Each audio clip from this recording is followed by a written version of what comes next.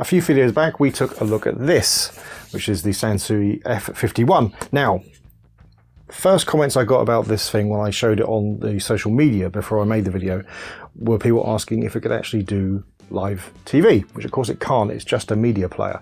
But with the magic of you recently bought, therefore you might be interested in marketing, we now found something from AliExpress that can.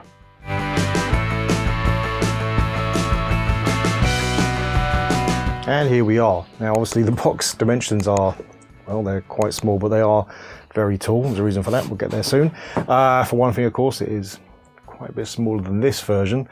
Now this model is called the Leadstar D5. Now the fact that it's called a D5 and it is a 5-inch screen suggests that there are other models, but I couldn't see them at the time when I bought this, so I don't know. This one cost me £40 and some amount of pence, but that was all. And there are different versions of it depending where you are in the world. So this has got DVB, which should allow us to get digital television in the UK. But yeah, there's analog versions and ISDB and all sorts. So let's open it up.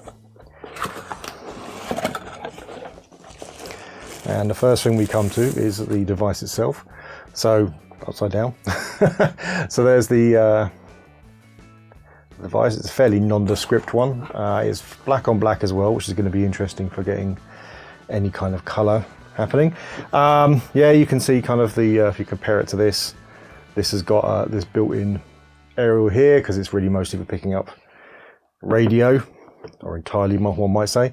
Whereas this has got this coaxial nub here, which allows things to be connected to it.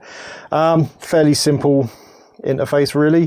We've got several buttons down here, left, right, up and down arrows, a button that's marked input, which changes the input you're getting, menu, which brings up a menu, and enter, which selects things, and there's this here, which is an infrared receiver, because it has a remote control as well. And yeah, there's the coaxial nub. We have a space for a trans flash card, micro SD, which I'll come back to in a second, headphone output, USB, a nice on-off switch rather than some kind of button, which I do prefer. I am old-fashioned, and a DC, and if you don't want to run it off the internal battery or you want to charge it. This has got a kickstand as well, and these are the two speakers.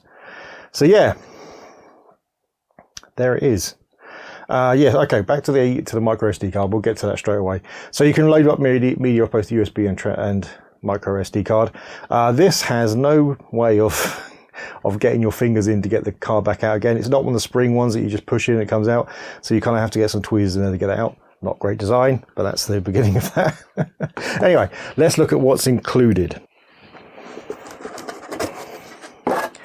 Take off the box. So the first thing is we have an antenna. Always handy. Obviously not great, but it'll do in a pinch. The charging power supply, an adapter, so so you can take that Euro style plug and make it UK. There's the remote control, and we also have a couple of aerials. So we've got a nice little whip air style aerial, and this adapter which will turn it into more of an RF thing, so you can plug it into an external aerial or a games machine, of course. So let's plug one of the aerials in and we'll turn it on. So there we go, we've got a nice long aerial cable. Although it's not very weighted, this, which means it just doesn't stand up very well because of the cable. But we can put that as far to the window as possible. And then we'll switch the, oh, there is, the power on. It takes a few seconds to start up. Just something to just kind of hold that up. No, never mind. So there you go. We get the there's all this information down the bottom which tells you what you're looking at. So if we go to the up and down, we can change the channel. Won't get any kind of reception here. Not even a little bit, which is not surprising. And then if we go to menu, you can see we've got lots of options for changing OSD languages and stuff, and doing the picture mode, so you can change brightness and what have you. The sound, Yeah, setting time, locking it, and doing the tuning. So if we go into the actual tuning, you can choose the region you're in. So we're in the UK,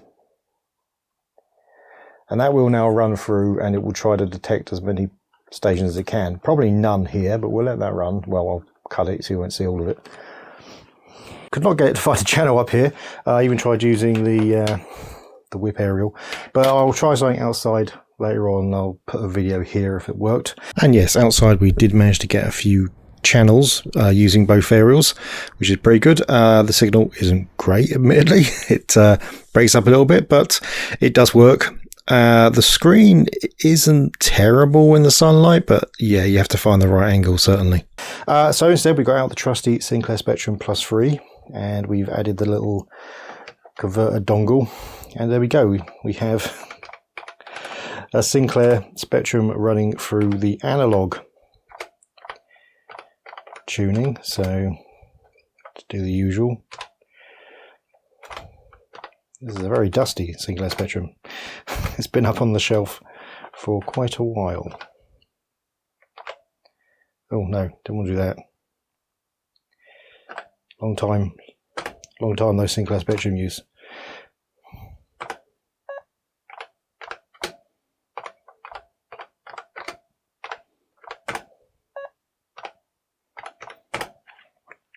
There we go. I'll bring that up close. It works. And we'll try to get the other stuff working. Right, let's disconnect this and we'll go through the other features. Right, now obviously there are other things in the input menu here. So yeah, ATV, analog TV, DTV, digital TV. USB will load stuff up from the USB port. The card will load stuff up from the memory card, which we have one in there because we can't get it out. And yeah, we have a few options here, so we can go through them. We've got photos. So if we go into there and you get the C drive.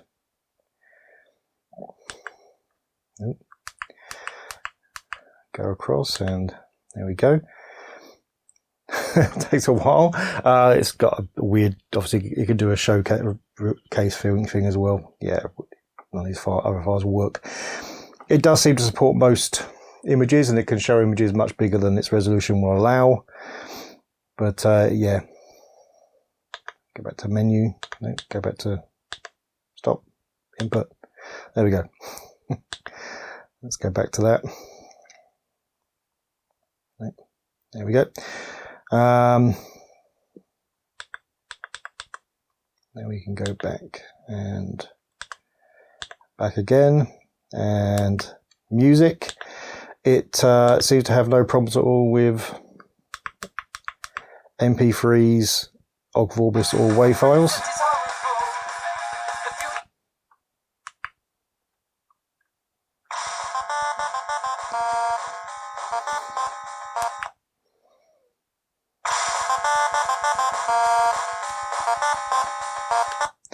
So those were the three waves of Vorbis and MP3s. They all seem to work fine.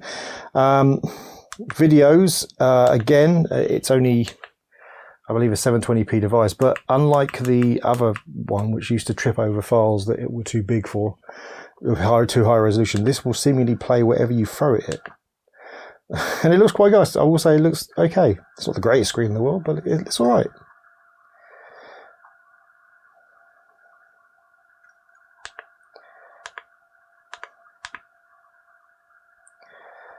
So anyway, that's all the card stuff. So if we now go to the radio,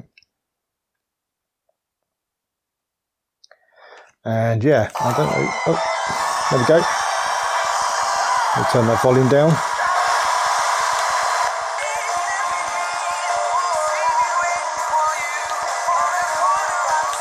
You book an official short break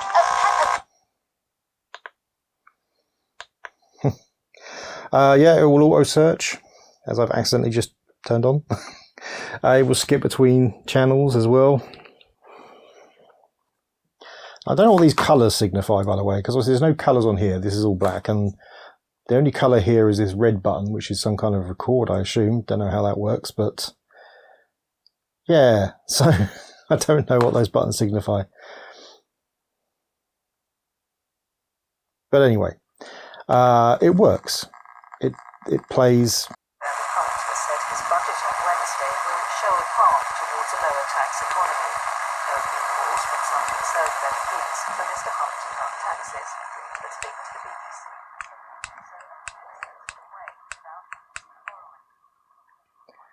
Anyway, there you go. It plays radio, and it's loaded up a bunch of channels which we can skip to now. I think just doing up and down. Right, and if we hit input, we can now just escape back to showing nothing. Yeah, so there you go. I don't think it's too bad. For the price, certainly, 40 quid, I think that's quite useful if you're out and about and you just want to watch some video and maybe catch a bit of local TV if you can get a signal, obviously. A neat little... I will probably end up using this just to test out analog consoles and stuff and computers, because it's kind of handy just to have it next to it, and the picture's pretty good. Does quite a good job for an LCD screen, so yeah, not bad at all. Now, battery life, as far as I can work out on a full charge, it's about 3 hours of constant television. I imagine the radio will last a bit longer, although that screen stays on like that, I think, all the way. I don't think it turns off anyway. Not that I saw. I didn't test it for particularly long, but in the time I tested it, it didn't turn off. So you're still going to have that power draw anyway, so there's not much. And again, yeah, it'll be about the same for media as well, which isn't terrible. It's not great, it's not terrible, but it's also, it's rechargeable. It just needs to be powered by using 12 volts, so you can easily do that from a car as well, so not bad. But yeah, I kind of recommend this. I think this is useful for a lot of things, and 40 quid is not a bad price, and it's almost certainly, if you keep searching around, you'll find it cheaper elsewhere and all, and it'll go down in price as well. But yeah, I quite like it. Anyway, if you like the video, please hit like. If you really like the video, please hit subscribe. If you didn't like the video or you have something else to say, then please leave it in the comments below. If you want to support us financially, you can buy merchandise, or you can join our member thing on YouTube or Patreon. If you want to support us in a non-financial way, which is just as helpful, then remember to like, share, comment, and subscribe. See you next time. The present is horrible. The future looks bleak. Remember our childhood to get us through